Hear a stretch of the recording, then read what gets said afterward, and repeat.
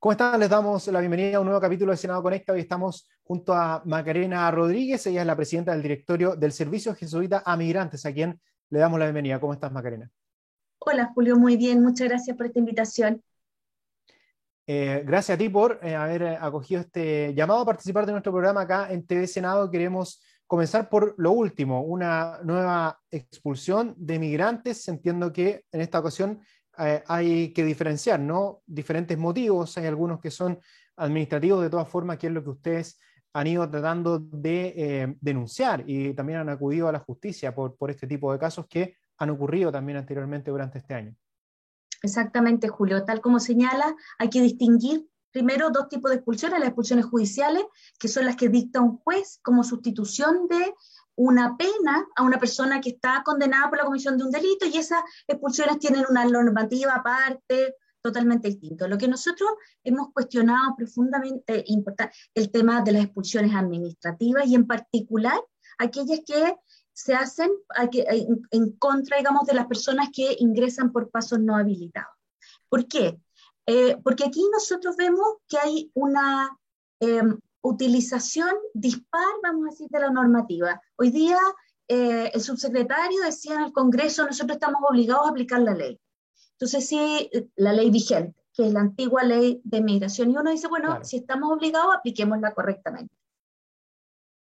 Y eso implica dar un debido proceso, implica que además las personas tengan una condena para que puedan cumplirse los requisitos que la misma ley solicita, que en este caso no se han cumplido con estas expulsiones más bien administrativas. Absolutamente.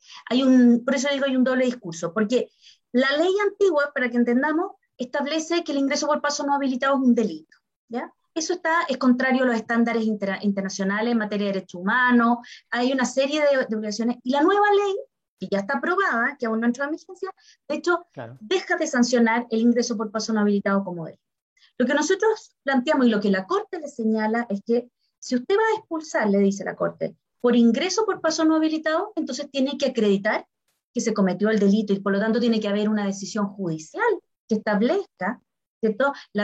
Primero el hecho y la participación criminal en él. Luego, usted puede expulsar. Lo que Ujú. no puede hacer es lo que está haciendo hoy día, que en el fondo aprovecha la autodenuncia que hace la persona en la Claro. PDI, que lo hace con, con la esperanza de iniciar un proceso de regularización, y no sabe que lo que está haciendo más bien es entregándole la información a la autoridad, y la autoridad, con ese parte policial, dice: usted ingresó por paso no habilitado, por lo tanto lo voy a expulsar por este delito, pero yo no he acreditado que usted cometió el delito.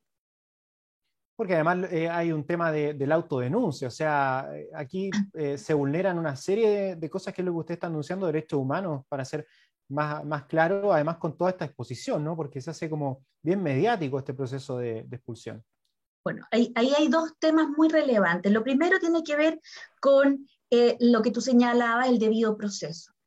La normativa establece que la persona se le notifica la orden de expulsión, que es lo que hace la autoridad, ¿ya? Y lo que nosotros decimos es que usted antes nunca se ha abierto un espacio, y que también la Corte se lo señala, para que esa persona pueda perdón, exponer, por ejemplo, sus argumentos de defensa, señalar si tiene familia, señalar las situaciones particulares, por ejemplo, señalar si es solicitante, si va a solicitar refugio, si salió de su país perseguido, o si hay alguna razón que lo forzó, ¿verdad?, a salir de su país, que pudiese estar dentro de la normativa del refugio. Nada de eso ocurre. La persona se le notifica la orden de expulsión, ¿ya?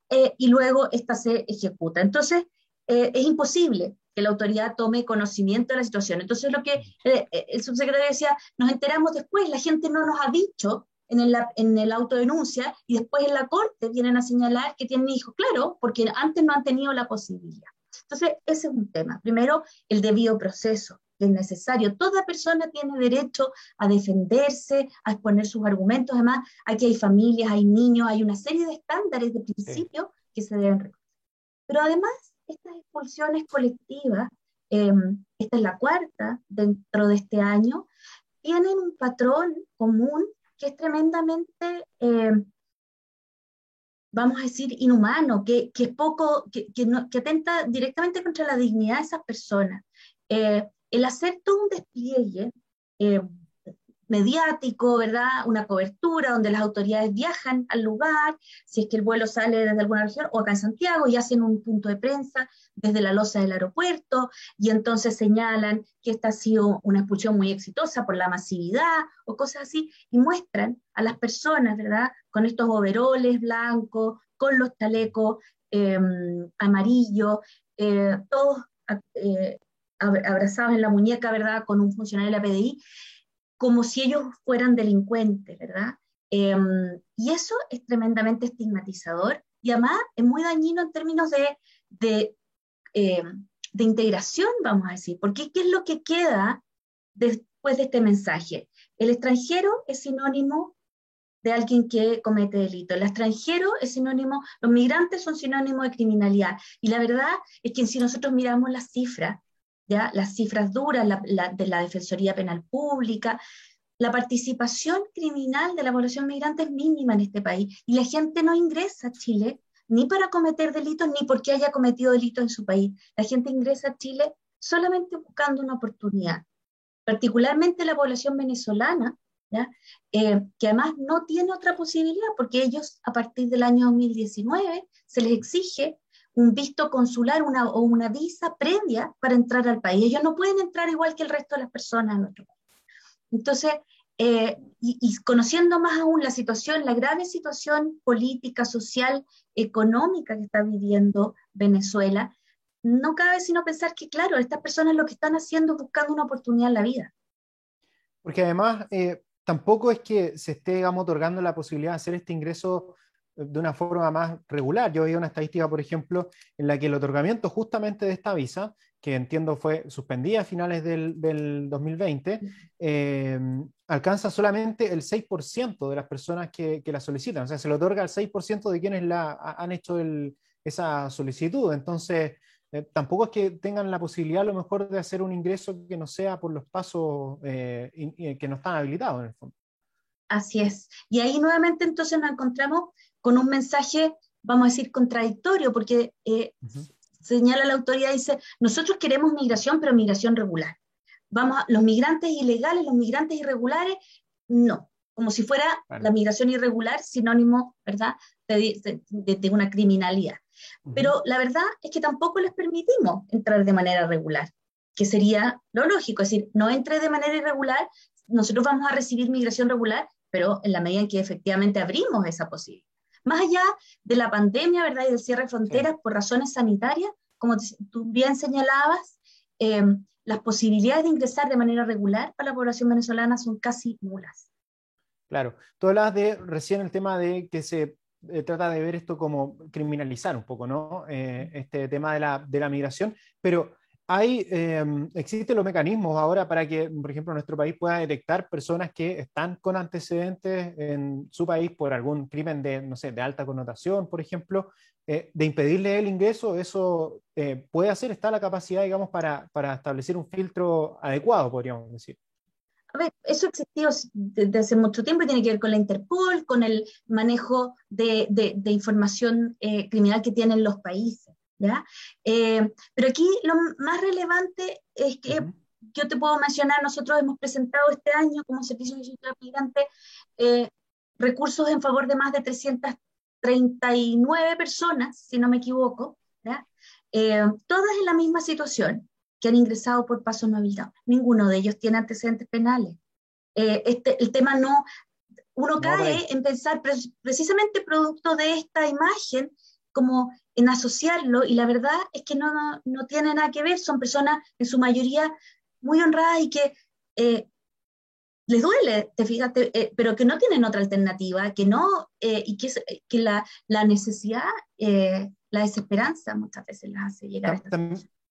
También ha pasado en el caso en que ustedes, tanto por parte del Servicio Jesuita de Migrantes, tú también eres la directora jurídica de la Clínica Jurídica de la Universidad Alberto Hurtado, han recurrido a la justicia y han logrado que se dejen sin efecto estas expulsiones. ¿Qué ha pasado con algunos casos en los que entiendo han quedado prácticamente a su suerte en sectores fronterizos, no en las mejores condiciones?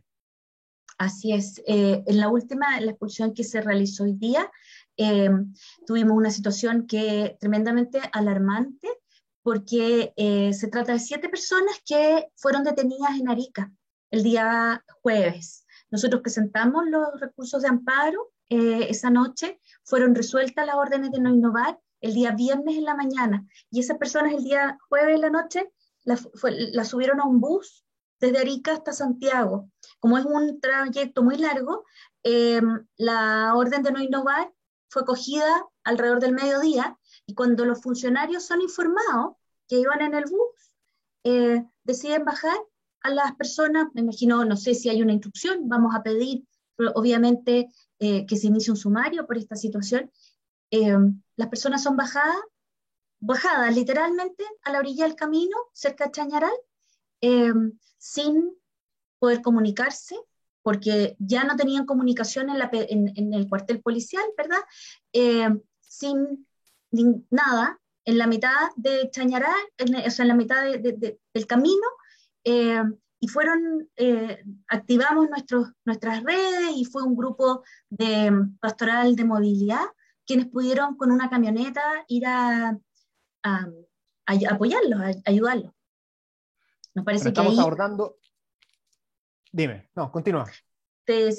ahí, además de una ilegalidad, hay Ujú. un acto tremendamente inhumano con esas personas, ¿no? Claro, que quedan en este caso un poco a su suerte en lugares que además, por supuesto, no conocen, y después de haber tomado un viaje que supuestamente tenía un destino al menos a Santiago. Estamos abordando el tema justamente del camino de la migración en Chile, y queremos seguir abordándolo, pero al regreso de una pausa junto a Macarena Rodríguez aquí en Senado Conecta. Ya volvemos.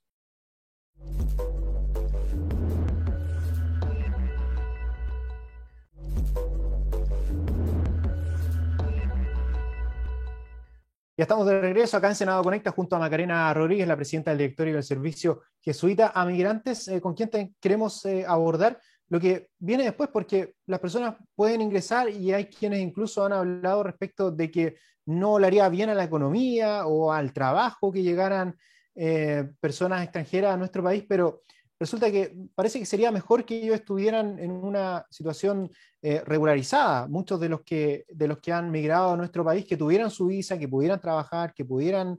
Eso entiendo que sería mucho mejor, ¿no? Y también se genera un punto más o menos contradictorio, que sería el segundo ya de los que hemos abordado en esta entrevista. Exactamente, Julia, y hay 2 elementos muy importantes. El primero, podemos revisar, hay información de centros de estudio, el CEP, el año 2019 elaboró un estudio muy serio, el Banco Central, Ujú. distintas instituciones sobre el valor y el aporte que significa en términos eh, muy monetarios, vamos a decir, el Claro. aporte que hace la migración, el aumento del PIB, por ejemplo. ¿Ya? Eh, y además Sí. desmitifica una serie de eh, supuestos, ¿cierto? Que el salario mínimo, que el monto, la verdad que nada de eso hoy día es atribuible a la migración. Pero lo que tú señalas como segundo punto fundamental, lo que nosotros necesitamos es que esas personas estén de manera regular en el país. ¿Por qué? Porque la migración irregular le hace muy mal a las personas, ¿ya? Las pones tú en un círculo permanente de abusos, donde, por ejemplo, tienen que pagar un arriendo 3 veces mayor o 4 veces mayor que el que paga alguien, y no tienen posibilidad de poder exigir estándares. Eh, Son sujetos permanentes de abuso por no estar regulares en el país, ¿verdad? Pero además le hace muy mal al Estado, porque el Estado deja de percibir aquello que percibe por todas las personas que trabajan, ¿ya? Que se llaman los impuestos, ¿verdad? Entonces, eh, estas personas podrían perfectamente colaborar. Y otros países han mirado esto con bastante claridad, ¿ya? Y es, por ejemplo, la política que implementó el presidente Obama y que hoy día está siguiendo el presidente Biden, y que tiene que ver con la regularización de aquellas personas, los Dreamers, aquí en Estados Unidos, o la política de la DACA, ¿ya? Que lo que busca es que esos niños que llegaron siendo muy niños y que no están regulares puedan tener un permiso que les habilite para trabajar, hoy día que ya son adultos. Precisamente porque la autoridad se da cuenta que ahí también hay un factor muy relevante. A todos lo que nos corresponde, o lo que para el mejor, para hacer un aporte al país y para ellos mismos, ¿verdad? Es la regularidad migratoria. Y en esto creo que los países, tal como el ejemplo que tú señalas, deberían tener como cierta corresponsabilidad, ¿no? Que existiera una mejor, tal vez, coordinación y que vieran esto con otro sentido y lo abordaran de otra manera también, ¿no? Mira, en el último tiempo había una serie de conferencias, de reuniones en el ámbito internacional, primero en Nueva York y después que dio lugar a lo que se llamó el Pacto Global de Migración, eh, que habla precisamente de una migración ordenada, segura y regular. Este término, que ha sido utilizado frecuentemente en el último tiempo, es acuñado en el marco de Naciones Unidas, ¿ya? Eh, ¿Y qué es lo que se entiende o qué es lo que se orienta precisamente en esa migración ordenada, segura y regular? Hay una serie de eh, llamados que se hacen a los distintos países y uno muy importante es el que tú mencionas, la corresponsabilidad. Dice, la migración es un fenómeno global, tiene que ver en muchos casos con la inequidad que existe en los países, ¿verdad? Con el nivel de desarrollo. Ujú. Y entonces hace un llamado a que todos los países colaboren en esto, porque es la única manera en que podemos salir adecuadamente de esta situación que tiene que ver, por supuesto, como te decía, con inequidades, con situaciones de pobreza, o en el caso, por ejemplo, de la población venezolana también con motivos de persecución y de migración más bien forzada. A la luz de esto y también de los tratados que Chile también ha firmado, parecía ser que entonces está haciendo todo lo contrario, porque también entiendo que hay como principios de no devolución de las personas, ¿no? Sí, Julio, exactamente. Ese es un principio que está consagrado a nivel interamericano, en la misma ley de refugio, en la Convención Americana, todos los instrumentos internacionales ratificados por Chile y que se encuentran vigentes, por lo tanto son plenamente obligatorios para nosotros. Y ahí se establece este principio muy importante que tú señalas, y es que toda persona, sea o no calificada como refugiada, debe ser, al momento de disponer una expulsión, debe evaluarse el riesgo que existe de devolverlo a su país. Y eso es algo que nosotros tampoco estamos haciendo. Por una parte, no estamos aplicando la ley de refugio. Si tú miras las cifras, lo señalaba el presidente de la Corte Suprema el día viernes pasado en un discurso muy, muy potente sobre la importancia del reconocimiento del refugio, de la ley que tenemos, que es está plenamente vigente y que consagra, entre otras cosas, ¿verdad?, este principio que tú señalas de la no devolución. Pensando en que hay una proyección hecha, al parecer, por el gobierno en vista de que se han licitado 15 vuelos para justamente devolver, estimados, según la estimación, a unos 2.000 ciudadanos extranjeros. A tu juicio, ¿se están violando estos tratados y también los derechos humanos en Chile, específicamente con la situación de estos migrantes?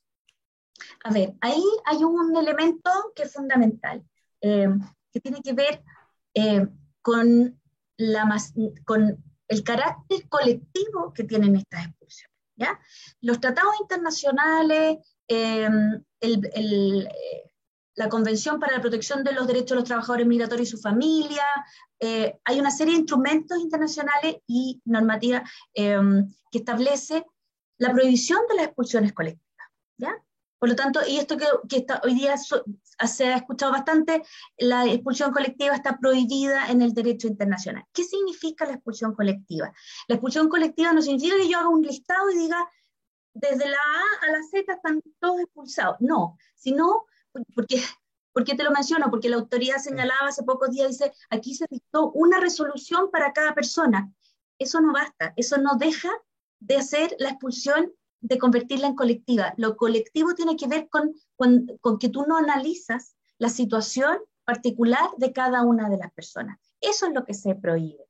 Esa es una expulsión colectiva y eso es lo que está ocurriendo con todas estas personas, donde se dictan órdenes de expulsión que son todas idénticas, en serie, donde obviamente no se analiza ni se evalúan los antecedentes personales porque ni siquiera se tiene acceso a ellos, y no se tiene acceso porque no hay una instancia donde esas personas puedan entregar esa información.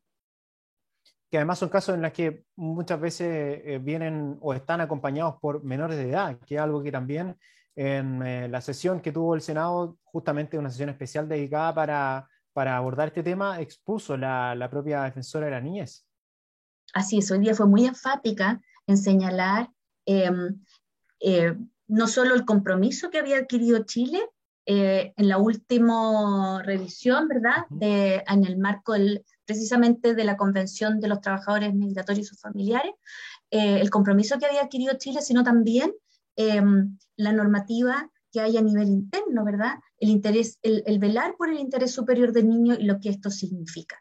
No en esta expulsión, en la expulsión pasada vivimos una situación también muy impactante, y es que se trataba de un padre que no era el padre biológico, pero sí era el padre que cuidaba a esos niños, y no se le permitió mantener esa familia, aduciendo que no había un certificado, ¿verdad?, que acreditara que existía una filiación. También hay una ley de refugiados, sobre lo que te quería consultar, porque entiendo que tampoco se estaría respetando a cabalidad lo que tiene que ver con que justamente ellos puedan o tengan, digamos, este derecho a llegar a nuestro país en esa calidad. Sí, el año pasado, el año 2020, a comienzo del año 2020, la Contraloría General de la República emitió un informe muy duro, precisamente a partir de una denuncia que se hace por el no permitir a los extranjeros ingresar al procedimiento de refugio. Y lo que ese informe concluye de la Contraloría es que la autoridad está negando de manera sistemática, porque además hay una serie de antecedentes individuales que dan cuenta de una política de la autoridad para negar el ingreso al procedimiento para determinación de la condición de refugiado. Y además es concordante con la misma información que públicamente han señalado, porque han hecho afirmaciones como que se pasaron el dato y que estas personas no son realmente refugiadas. La verdad es que hacer un análisis así al voleo nos parece que es bastante poco, obviamente poco riguroso y muy dañino, porque las personas que solicitan refugio tienen derecho, pero no solo a que se inicie el procedimiento, a que se haga un estudio de la situación y a que efectivamente se les reconozca esta condición. Macarena, con todos los antecedentes que hemos comentado en esta conversación y en vista de que hay una nueva ley de migración, que también tiene todo un tema transitorio en el que entiendo que hay un plazo que tampoco se está respetando respecto, ¿no es cierto?, de la aplicación de esta ley, y que además entiendo que no va a ser necesario esto de tener una condena o de acreditar un delito para que las personas puedan ser expulsadas. Entiendo que en la nueva ley, se facilita este proceso en el mismo paso fronterizo. ¿Cómo avisoras tú el panorama viendo todos estos antecedentes y viendo también la nueva ley? Bien, a ver, el artículo 8º transitorio, que es el único artículo que está vigente de la nueva ley, porque claro, tiene un plazo de vigencia distinto, establece un plazo de 180 días para que las personas que ingresaron de manera regular al país puedan regularizarse, ¿ya? Esto son procesos de regularización, ya ha habido varios en nuestra historia a partir de los años 90, pero esta es la primera vez en que se excluye a quienes han ingresado por pasos no habilitados. A ellos no se les permite iniciar este proceso de regularización, ¿ya?